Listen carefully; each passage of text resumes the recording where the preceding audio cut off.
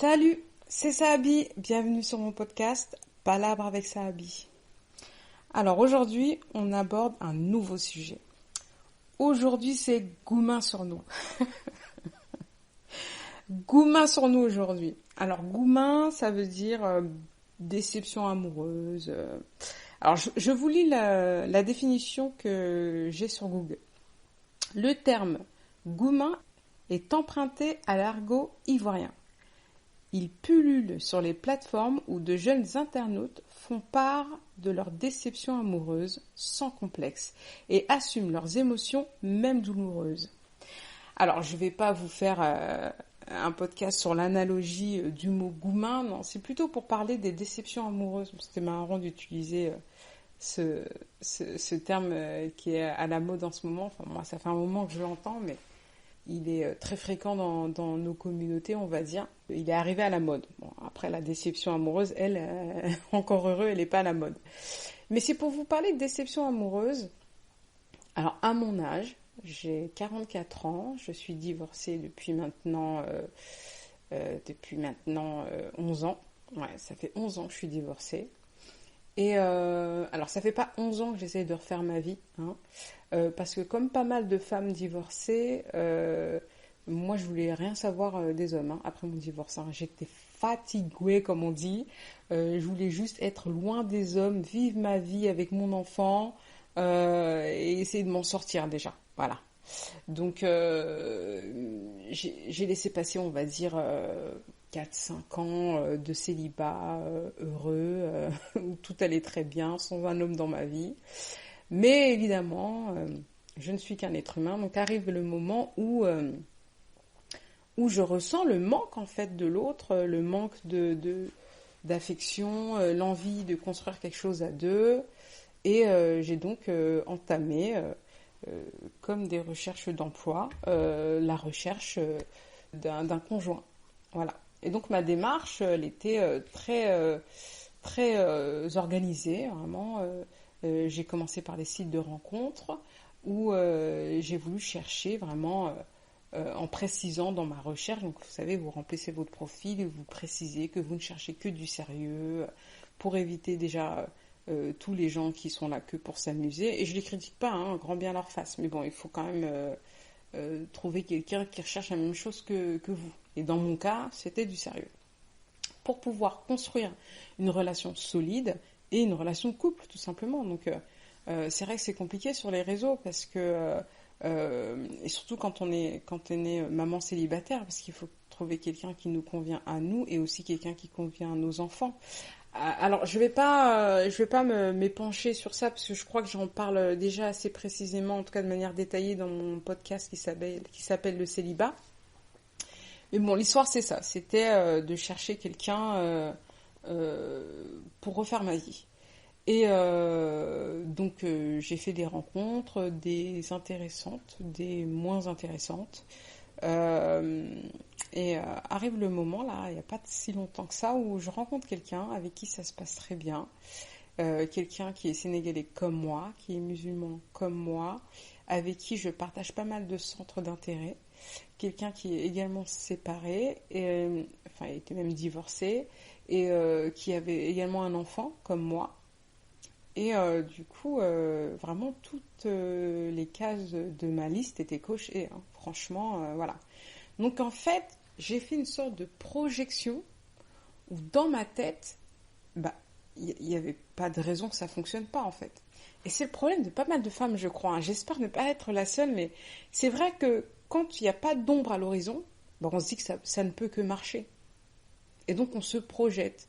Et moi, je me suis projetée, j'avais déjà la couleur des petits motifs sur ma robe de mariée, si vous voyez ce que je veux dire. J'étais vraiment à fond, quoi. Et du coup, voilà. Bon, alors bien sûr, en prenant mon temps, déjà, j'allais pas lui faire peur en lui parlant de mariage, même si dans ma tête, c'était déjà fait. Mais on continuait à faire connaissance, on s'envoyait des messages tous les jours, sans se voir, on s'était pas encore vus. Donc on s'est envoyé des messages tous les jours, tout se passait très bien, très sincèrement. Et donc du coup, plus ça se passait bien, plus j'avais envie plus je me projetais, plus j'avais envie de continuer à apprendre à connaître cette personne. Sauf que y a ce truc dont je me suis pas, enfin, je me suis pas posé la question avant. Je me suis même pas dit que ça pouvait arriver avant. Je sais même pas c'est quoi. C'est juste que, en fait, arrivé à un moment donné, on n'avait plus rien à se dire. C'est-à-dire qu'au début, on était, c'est sûr, c'était un peu euphorique, vu qu'on avait plein de points en commun, donc ça faisait plein de sujets de discussion. Mais vraiment, on parlait de tout, tous les sujets qui m'animent, quoi. Je sais pas, de tout, quoi. La politique, la condition des Noirs en France, le Sénégal, la famille, les enfants, enfin, des sujets divers et variés, mais en tout cas qui m'intéressaient et qui l'intéressait visiblement lui aussi. Mais une fois qu'on avait abordé tous ces sujets, les messages se faisaient de plus en plus rares. Avant, on pouvait discuter vraiment tout au long de la journée. Moi, je travaille en tant qu'indépendante, donc chez moi, et lui aussi. Donc, du coup, on pouvait se permettre de discuter, de s'envoyer des textos tout au long de la journée sur nos téléphones. Et puis un jour, ça s'est pas fait ponctuel, enfin d'un seul coup, en fait, petit à petit, il y avait de moins en moins de messages. Et jusqu'au jour où il s'est passé 3 jours sans qu'on s'envoie de messages. Ni de bonjour, ni de bonne nuit, ni de bon appétit, quoi. Et sauf que moi, je suis quelqu'un de très têtu. Normalement, ça aurait dû me mettre la puce, enfin pas la puce à l'oreille, mais j'aurais dû me dire bon, il n'y a plus rien à se dire, il y a donc plus de, pas d'attirance parce qu'on n'en était pas à ce stade, mais il y a plus d'envie en fait de découvrir l'autre. Et donc j'aurais dû m'arrêter là. Sauf que je m'accrochais à cette image que je m'étais projetée. Je m'accrochais à ce mariage que je m'étais projeté. J'ai l'impression de vous entendre rire derrière. Le mec, je l'ai jamais vu, j'ai déjà projeté un mariage. Mais c'est pourtant la vérité. Et donc, je m'accrochais à ça. Et donc, du coup, je me disais, c'est pas possible, en fait. Ça peut pas s'arrêter là, juste parce qu'on n'a plus rien à se dire. Alors qu'en vrai, si, Mago, ça peut s'arrêter là. Sauf que moi, j'ai pas voulu lâcher l'affaire. Ce qui fait que je lui ai envoyé des messages en lui disant, mais qu'est-ce qui se passe tu m'envoies plus de messages, je comprends pas. Tu sais, moi, quand même, je trouve que quand on essaie de faire connaissance, il faut quand même,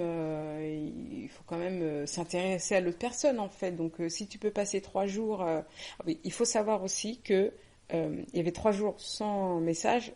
C'est surtout 3 jours sans répondre à un de mes messages, parce que j'ai quand même, en voyant qu'on s'envoyait plus trop de messages dans la journée. Un jour, je lui envoie un message. Donc la veille, on s'était envoyé peut-être un bonne nuit. Un jour, je lui envoie un message du genre comment se passe ta journée? Et rien. Je laisse passer 3 jours, rien. Alors, il faut savoir que c'était sur WhatsApp. Et donc sur WhatsApp, quand tu envoies un message, tu peux voir déjà s'il est reçu, tu peux voir ensuite s'il est lu. Et on peut voir quand la personne se connecte. Sauf que moi, je voyais qu'il était reçu et qu'il n'était pas lu. Donc j'avais les deux encoches grises là, elles se mettent en bleu quand c'est lu. Elle restait grise et je voyais que cette personne-là se connectait régulièrement, mais genre toutes les 10 minutes quoi. Sauf que il lisait pas mon message. Et c'est au bout de ces 3 jours, donc rien que ça, déjà, deuxième red flag, j'aurais dû m'arrêter là. Eh ben non, parce que moi je persiste. Et donc qu'est-ce que je fais? Eh ben je renvoie un message, donc au bout de 3 jours sans réponse, en lui disant, donc en lui faisant le reproche en fait, en lui disant oui, je comprends pas pourquoi tu réponds pas à mon message de 1, et ensuite en lui faisant les leçons, en lui disant tu sais quand on essaie de faire connaissance avec quelqu'un, il faut s'intéresser à la personne en fait, parce que sinon ça peut pas fonctionner, blablabla. Bon bref. C'était un pavé de 3 pages avec que des reproches. Et donc là, qu'est-ce qui se passe alors, attendez que je réfléchisse. Il m'a répondu ou pas ce message-là Non, et donc j'ai fini le message en lui disant si c'est ça, il vaut mieux que ça s'arrête là. Parce que moi, je suis une meuf. Quand je dis ça, c'est vraiment pour que ça lui fasse un électrochoc. Vous savez ce qu'il m'a répondu? Il m'a répondu ok, bonne continuation. Le Goumin, là, il a été instantané. Il m'a pris le cœur, là. Il est rentré dans ma poitrine, il a pris le cœur, il l'a jeté par terre et puis il l'a piétiné. Voilà ce qui s'est passé. Et donc c'est pour ça que ce podcast s'appelle Goumin sur nous. Parce que j'étais vraiment en déception amoureuse sans même avoir vu cette personne. Et vraiment, c'est-à-dire que j'étais pas bien pendant ça a duré peut-être 2 semaines, hein, où je l'ai même pas bloqué, cette personne-là. Bon, j'ai vu qu'elle m'avait pas bloqué. Moi, derrière, je l'ai pas bloqué en me disant, il va réfléchir, il va me renvoyer un message derrière, il va se rendre compte, il va me dire que voilà, il a été trop rapide, il était un peu énervé du message, mais rien, pendant 2 semaines, rien, pas de message, rien du tout, pas un signe, rien du tout. Et j'étais vraiment pas bien en fait. Et je comprends pas comment je peux être aussi triste, parce que si on s'était vu, si une vraie relation s'était installée, des rendez-vous, etc., ok, mais là on s'est jamais vu, c'était juste des messages. Puisque c'était une rencontre sur un site de rencontre donc, et on s'est échangé les numéros et on a continué en dehors du site pour discuter sur WhatsApp. Donc la relation s'est arrêtée à là. On s'est vu parce qu'on a fait des visios, donc je sais que c'était pas un fake, mais la relation s'est arrêtée là. Et du coup, je voulais pas accepter que tout simplement, il était plus intéressé et c'est son droit en fait. Je peux même pas le blâmer. Mais moi, j'étais pas, j'ai l'impression que j'étais tombée amoureuse, mais pas de lui, parce que c'est pas possible, je ne l'ai jamais vu, en vrai. Il n'y a pas eu de vraie relation, enfin il y a eu une relation quand même, puisqu'il y a eu des discussions, donc un lien s'est noué. Mais c'était pas de l'amour, mais j'avais l'impression vraiment d'être accro, mais je le sais maintenant avec le recul que j'ai aujourd'hui, que j'étais surtout... j'étais tombée amoureuse de la projection que j'avais fait de lui. J'étais tombée amoureuse de la projection que j'avais fait de nous, en fait. Et en fait, je m'étais dit, enfin, j'ai trouvé le bon. Parce que le problème, quand on est divorcé ou tout simplement séparé, en tout cas quand on a vécu une longue relation, qu'on est sorti de cette relation, et que donc on sait ce qu'on ne veut plus. Et quand on trouve, et que donc on se fait toute une liste de ce qu'on ne veut plus. Et une liste de ce qu'on veut, bien sûr, mais surtout une liste de ce qu'on ne veut plus.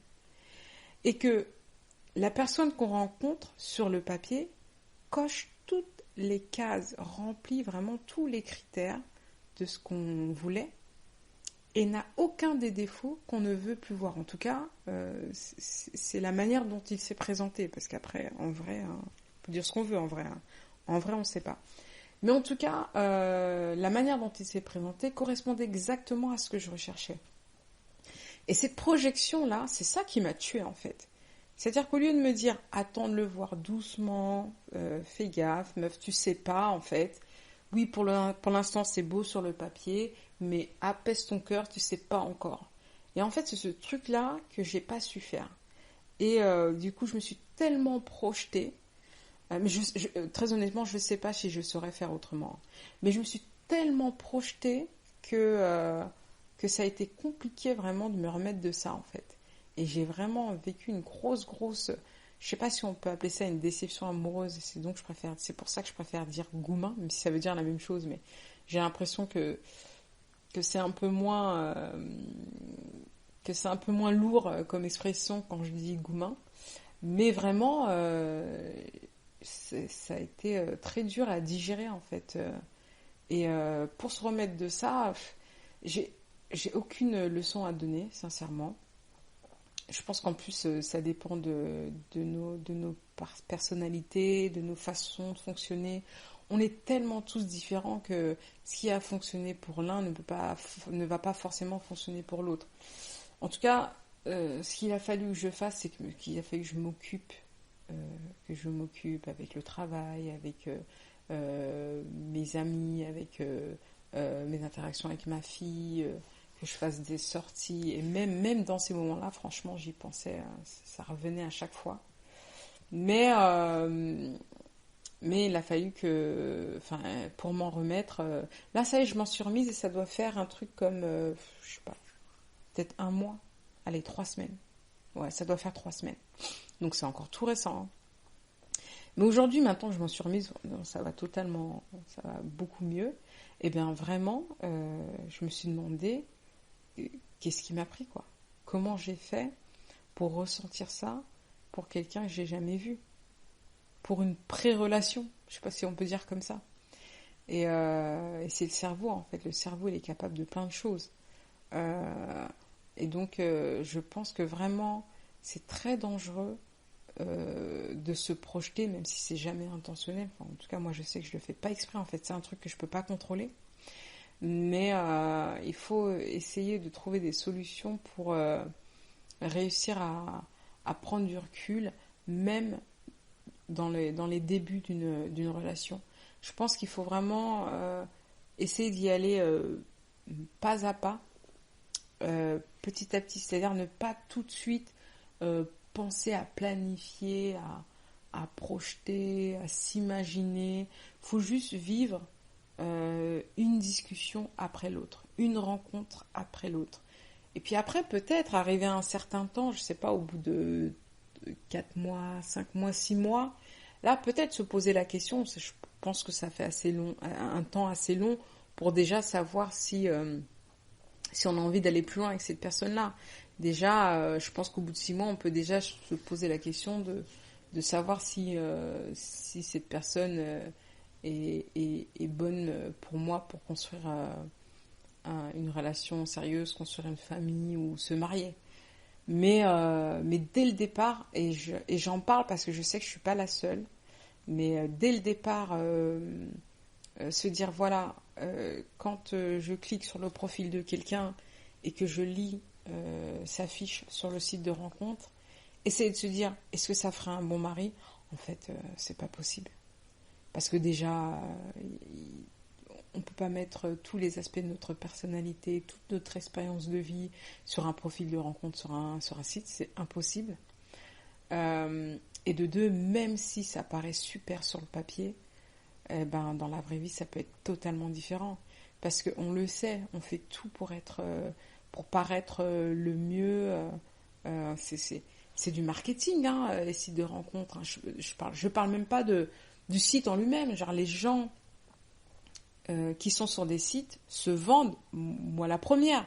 En fait, on fait tout pour être vu dans notre meilleur jour. Donc, on va pas dire ah oui, moi je suis un peu chiante, j'aime pas faire à manger, j'aime pas les gens qui respirent fort. On le met pas parce qu'on sait très bien que c'est pas vendeur. Et donc du coup, en partant de ce constat-là, on peut pas se dire tout de suite je veux trouver un mari. Je pense sincèrement que pour essayer de trouver une relation sérieuse sur un site de rencontre, il ne faut pas se dire tout de suite je veux une relation sérieuse. Il faut juste se dire je veux quelqu'un qui cherche la même chose que moi. Je veux quelqu'un de sérieux, c'est vrai. Mais parce que je trouve que quand on dit je veux une relation sérieuse, on se projette tout de suite en fait. Et du coup, déjà ça peut faire peur à l'autre, mais nous, ça nous donne de mauvaises indications quelque part.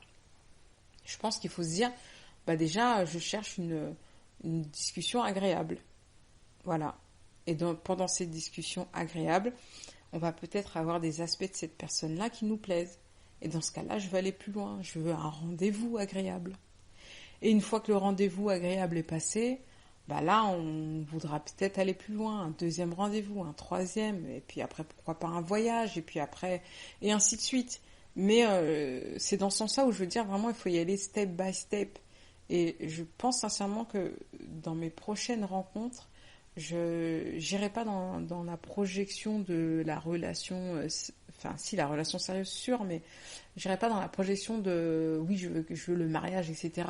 J'irai déjà sur un premier rendez-vous avec quelqu'un de sérieux, qui soit agréable et dans le respect, quoi. Et que je pense pour me préserver moi et mon cœur, je serais plus dans y aller pas à pas. Voilà. Et je pense que tout le monde devrait faire ça. Et vraiment, c'est une personne qui a 5-6 ans d'expérience de site de rencontre qui vous parle. Hein. Je pense que j'ai roulé ma bosse. J'en ai fait pas mal. Je les ai pas tous faits, mais je sais que j'en ai fait pas mal. De très mauvaises surprises, j'en ai eu. Des red flags ambulants, j'en ai eu.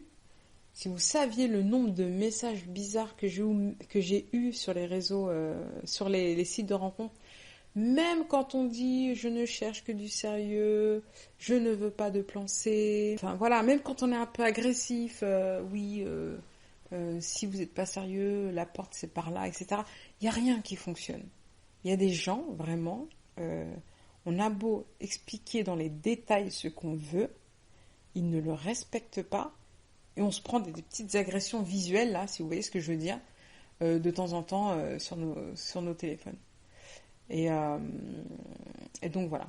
Je voulais juste expliquer. Je voulais juste expliquer ce goumin que j'ai vécu. Je le partage parce que je sais que parfois on pense qu'on est les seuls à penser comme ça ou avoir vécu ce genre de choses de cette manière-là. Et en fait, c'est plus fréquent qu'on le croit. Ça arrive à pas mal de personnes, hommes comme femmes. Je pense aussi que ma manière de me projeter là aussi rapidement, ce truc, et je vous jure, hein, je sais que ça fait des années que je suis comme ça, j'ai beau me dire arrête de faire ça, arrête de penser comme ça, et ben ça arrive quand même. C'est-à-dire que j'ai aucun contrôle là-dessus. Je sais que je suis pas la seule. Je sais que je suis pas la seule. Et je pense qu'il faut faire un travail sur nous. J'arrive de plus en plus à le faire quand même, à me dire non, arrête de te projeter comme ça, prends ton temps, etc. Mais c'est compliqué, quoi, parce que c'est dans ma nature. Mais je pense il faudrait pas. Je pense qu'il faudrait pas. Et il faudrait vraiment apaiser son cœur et aller mollo, même dans notre imaginaire, dans notre manière de penser, etc. Mais c'est toute une construction mentale qu'il faut faire, en fait. Et ça prend du temps. Et je pense que même 10 ans, c'est pas suffisant en fait. Bon, ça, ce n'est que mon avis. Hein. Bon, voilà, c'était Sahabi qui vous parlait de son goumin national. Et voilà, dites-moi ce que vous en pensez en commentaire. Et n'hésitez pas aussi à me dire quels sont les sujets que vous aimeriez que j'aborde et pour la prochaine fois. Voilà, vous étiez sur Palabre avec Sahabi et je vous dis à bientôt.